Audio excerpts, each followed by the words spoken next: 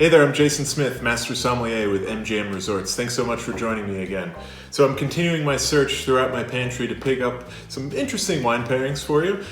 In this one I'm going to go out on a limb a little bit. I'm going to go something a little bit heartier, and we're going to go with a Sloppy Joe. So it's some cheddar cheese, Sloppy Joe sauce, straight out of the can, I'll be honest. And we got a Hawaiian bun. And I'm going to pair this with a really spectacular Pinot Noir from the Sonoma Coast region of California. So this is the Suma Vineyard from Rivers Marie, one of the great winemakers in California, and Thomas Brown. Suma Vineyard, very close to the ocean, only about 5 to 6 miles away, so a cool growing region. And this is great for a couple of reasons. So it maintains this brightness in the wine, but then it also allows those grapes to sit on the vine for an extended period of time. And as it does so, it's really starting to develop extra flavors and more complexity in the wine. So let's give this a taste, see what we got.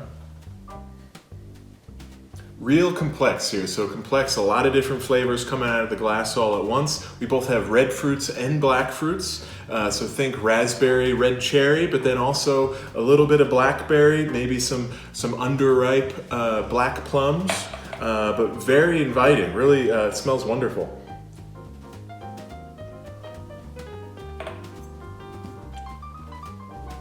Love it, really love it. Not overpowering. Very well balanced. You can really feel that kind of brightness in the wine, makes your mouth water. It makes you want to really reach and grab a bite to eat. Luckily, we have a Sloppy Joe right in front of us. The wine is excellent though, really great.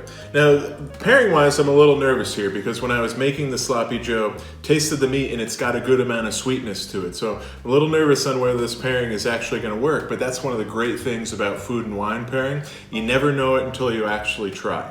So let's give it a taste here.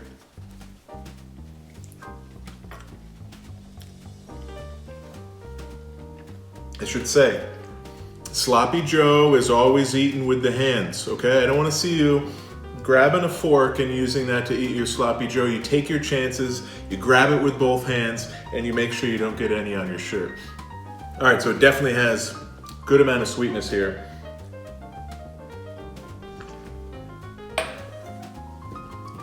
Eesh. Yeah, the Sloppy Joe is just a little bit too sweet to pair with the wine. You never want to have something that you're eating that is going to be sweeter than what you're drinking. What happens is it makes that wine taste overly acidic.